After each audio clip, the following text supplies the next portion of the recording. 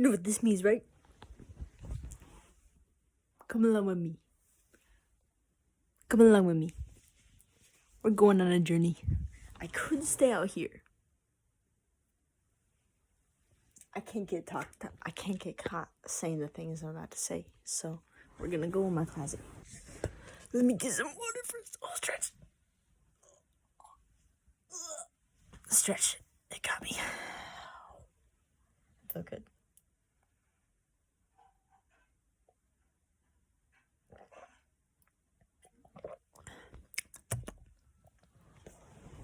Cause Captain killed my pie, bro, okay?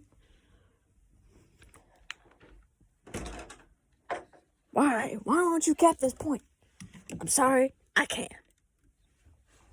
No, it's like, I'm sorry, I can't. Why? Why not? Or you can, you just won't. Alright then, I won't. Why? Why won't you? No. Okay then I won't. Yes. No. Yes. No. Why? Why won't you? No. Why? Why won't you capture this point? Cause Captain killed my pie, bro, okay? It's so good. Cause Captain killed my pie, bro, okay? Alright. On to the subject of the video. It's a little dim. It's a little dim. That's okay. I have nothing to hold my... You know what? Done. How could I be so blind? What have I done? Hey guys, it's me, Jack Skellington, here with another banger. Ah! You can see all of the pores in my face, but it's freaking bright in my eyeballs. And I usually just shine it on the wall and the light, like, hits my face enough. But it's a dim because the battery's low. But I have things to say. I just, as I do with these, it's 2 minutes. 2 minutes in. We're here to listen to me talk. Because we know that I started the video because I had something to say. Because I do. I have something to say. I have something to say. And I kind of wish it was a little bit brighter. I kind of wish it was a little bit brighter. It's gonna keep bothering me. I just gotta go do it. In a million years, they'll find me. Only dust. And a plaque that reads, "Here lies poor old I can't hit the low note. Jack. I'm almost there though. One day. Look how bright it is. Fucking Zach's. Okay, so this closet is getting more and more stuffed because I'm getting more and more clothes, which is a very good thing. See, look, I just have to shine this at the wall and it's just it's so bright. I'm like fully lit. Isn't that just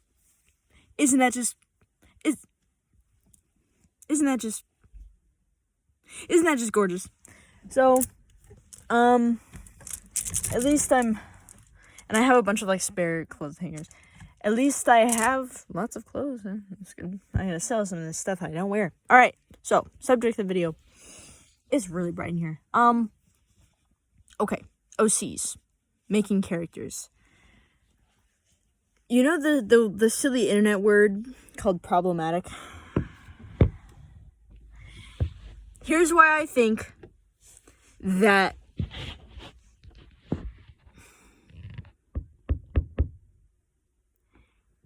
hear me out. All right, hear me out. This is why I think that problematic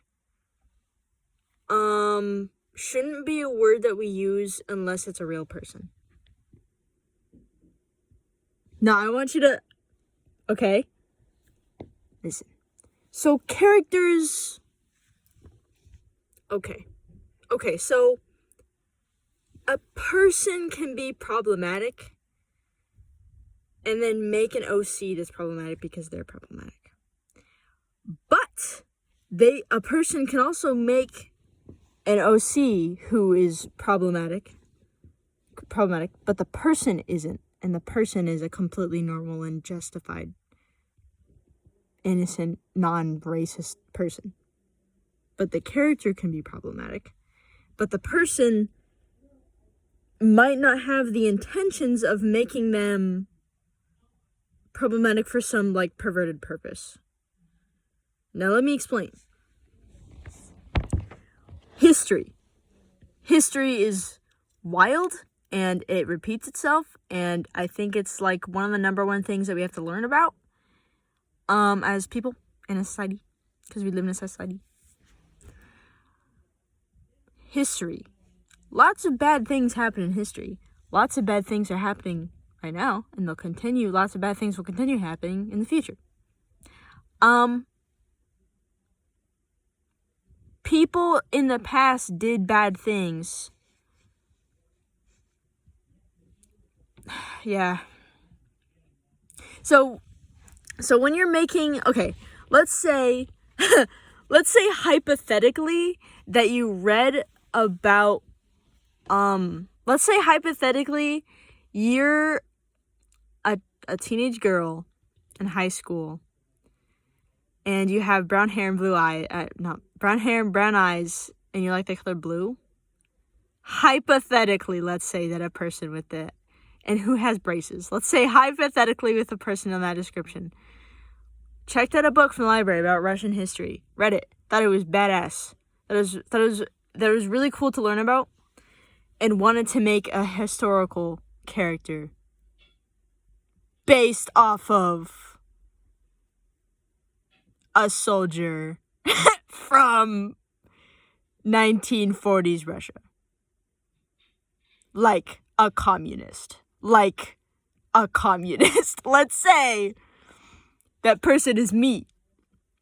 Alright. I'm doing it. I don't know how good of a job I'm doing to explain myself here.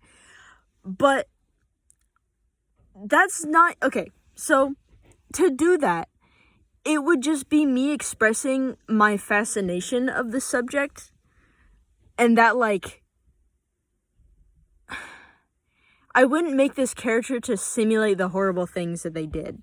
The horrible things that any, like... Strangely, the horrible things that happen. Okay. I'm doing fine. I just gotta keep going. It wasn't because I agree with them, or any people who happen to live in Europe at that time, for that matter. Any dictators who happen to, like, chill in Europe, for that matter. It's not because of that. It's because I just, like, it's interesting to me. And I just think it's great story material. It is great story material to look at history and be like, whoa, that was crazy. And be like, man, I can make a really good story out of this. Because you could make a really great emotional story like this. So we're going to talk about a quote by Lin-Manuel Miranda in a few minutes here whenever I decide to get to it. So let's talk about Hamilton. So Hamilton, the musical, made the beginning of America, like the history of the beginning of the United States, so popular. Because it's a great musical. It is the lyrics, the music. It's a really good musical. I'm not a huge super fan, but, like, I listened to it and I was like, oh my god, like, this is good. And I was obsessed with it when I had that phase in middle school, as a lot of people did. So Alexander Hamilton he does some fucked up things at some points. So does all of his friends, and it's like that. We aren't meant to, like, some people did, but we aren't meant to, like, love those characters and be like, oh, it's like, it's not like comfort character material, you know what I mean? It's like, we're not meant to, like, fawn over them. It's more so just like, hey, look at, like, this like cool piece of art that was made because of our history in this country. And it's like, that's dope, man. So, like, I think it's completely valid to make a story, like a historical story, as long as you don't fetishize it and, like, make it quirky. So pretty much don't be a silly goose. Like, like, it's obvious that that you're not going to do that. You know what I mean? If you're just, like, normal about it, and you just make, like, a cool story with cool characters from this era because you think it's cool, not because you think what happened was cool, but because it's, like, this is good story material, then, like, you could do that. And I think a lot of people, like, no one realizes that, which is, like, fair enough. You don't really think of that. You try to stay away from being problematic because, you know, I mean, it's kind of obvious why you don't want to be that way. You don't want to be seen that way. But, I mean, should we... Let's talk about the quote. Can't recite it exactly. But it's, like, basically, in art, you can write your character doing fucked up shit that your brain wants to thrill chase to do, but you shouldn't do because it's, like, awful, like cheating on your wife. Like, don't do that. But it's like writing a character who cheats on their wife. Like, that, like, makes for, like, an interesting, like, story thing. You know what I mean? It's like our brains want to experience all the things, but we can't, rightfully so. So if we just make characters and then feel all their thrills for them, and then at the end of the day, you're left with the person who wants to do good, you know? Because a lot of us just want to do good. So at the end of the day, you still have yourself who's a good person who wants to be a good friend. It doesn't get worse if you vent those unavoidable feelings that you have into a character. It's better that you do that instead of actually crime and stuff. So that's what I've been brewing on, and I think it's important.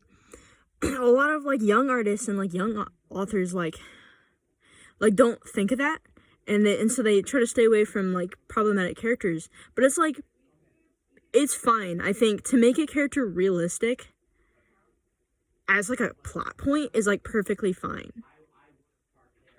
My brother just got home. But, like, don't be weird about it, and don't make it like you're on their side if they're doing something bad. And don't say that it's, like, aesthetic or something, because that's not true. But that's not a good thing. That invalidates people. So I'm pretty sure that got through clear enough. I mean, whoever I'm showing this to, like, understands, because I hang out with smart people. So yeah, so I've been thinking, I haven't made characters in a long time. The latest characters that I've made have been just, like, animals, I think. Because I don't remember making, like, a major OC recently at all. I used to do that. There's nothing wrong with it. It's like a burnout thing, I guess. It's just, like, it feels like everyone makes an OC. There's, like, all their ideas have been taken. Which is not true! And my ideas would be really cool. But, okay. But this is why I don't want to do it. I made this character that was, like, really cool. And then I went on Pinterest, and someone whose art is 10 million times better than mine made the exact same character. The exact same character. He looked the exact same. Tan skin, super built, like, ripped. Shirtless most of the time. Black scruffy hair at the front and long black ponytail in the back. Exactly my design. And they drew it so much better than I did. So at that point I was like, why do I even try, man? So that's what turned me off. Oh, man. So now, like, I feel like if I just feel so small in the scape of the online, like, digital artists out there. Those, like, 14-year-old Chinese kids.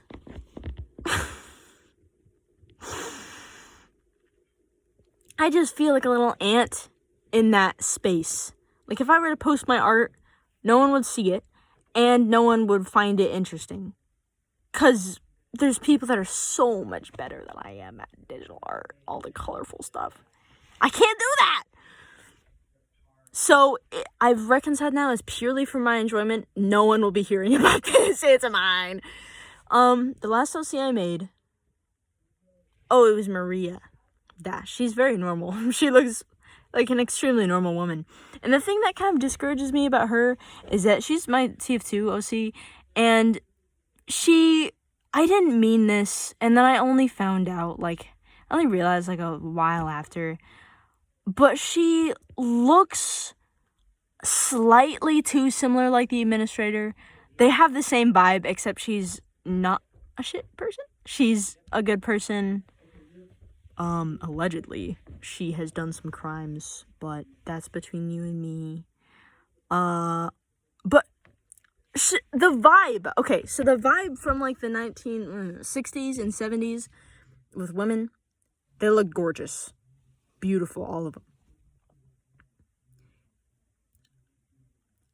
My idea had already been done because, you know, they have that same style, like Miss Pauling and the Administrator. If you fuse them together, you would get my OC, which is like, fuck, man, like, I don't want that, like, it bothers me, like, come on, because it feels like I wasn't being creative enough, but I was just stupid, I didn't realize, because it's like, okay, it's like, the assignment, make a female character for this space, this for Manco, put a female in there, what would she look like, and you would just, the person would just, like, describe the Administrator, because, like, you know, that's, she fits in there. And then so I was given that assignment, and I made the Incinerator, but, like, 30 years younger.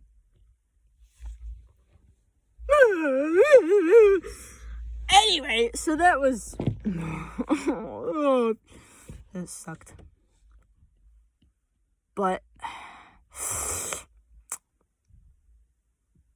so I don't think there's anything wrong with making a historical OC that is, if you're a normal person. I don't know how to best describe this. Like, if you don't make it, like, if you're not racist or something, if you don't hate people and you can be normal about history, then by all means make it a historical OC. Because I think that's a cool idea. Like, to make an OC that's just like a regular person, but he lives in serfdom Russia, and he's just a little peasant slave, and he picks carrots all day. Like, make that, bro. Like, do it. There's nothing wrong with that. But, you know, my dad needs me. Okay. Good talk. I'll be back. I still have more to say.